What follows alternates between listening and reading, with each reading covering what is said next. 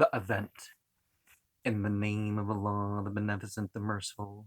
When the event befalleth, there is no denying that it will befall, abasing, exalting, when the earth is shaken with a shock, and the hills are ground to powder, so that they become scattered dust, and ye will be three kinds: those on the right hand, what of those on the right hand? And those on the left hand, what of those on the left hand?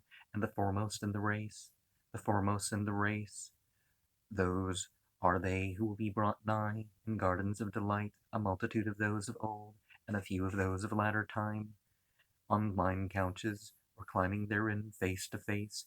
They there wait on them immortal youths, with bowls and ewers, and a cup from a pure spring, wherefrom they get no aching of the head, nor any madness, and fruit that they prefer, and flesh of fowls that they desire, and fair ones with wide lovely eyes, like unto hidden pearls. Beware for what they used to do.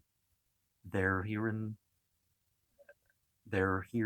they no vain speaking, nor recrimination, but the saying peace, peace. And those on the right hand, what of those on the right hand? Among thornless lote trees, and clustered plantains, and spreading shade, and water gushing, and fruit in plenty, neither out of reach, nor yet forbidden, and raised couches.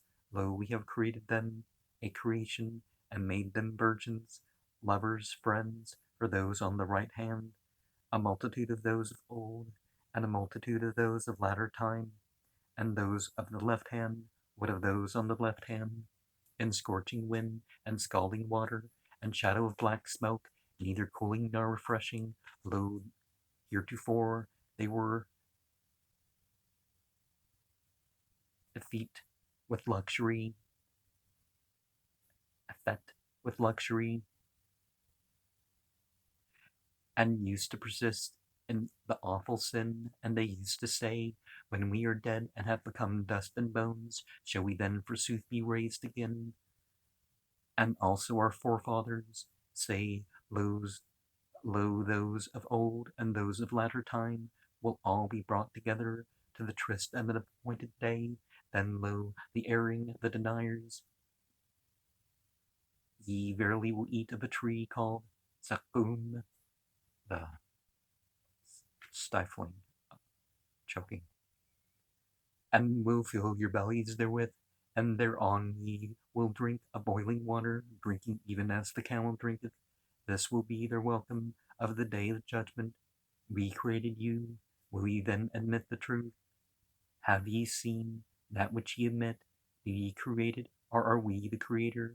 We mete out death among you, and we are not to be outrun, that we may transfigure you, and make you what ye know not. And verily, ye know the first creation. Why then do ye not reflect? Have ye seen that which ye cultivate? Is it ye who foster it, or are we the fosterer? If we willed, we verily could make it chaff. Then would ye cease not to exclaim, lo, we are laden with debt. Nay, but we are deprived.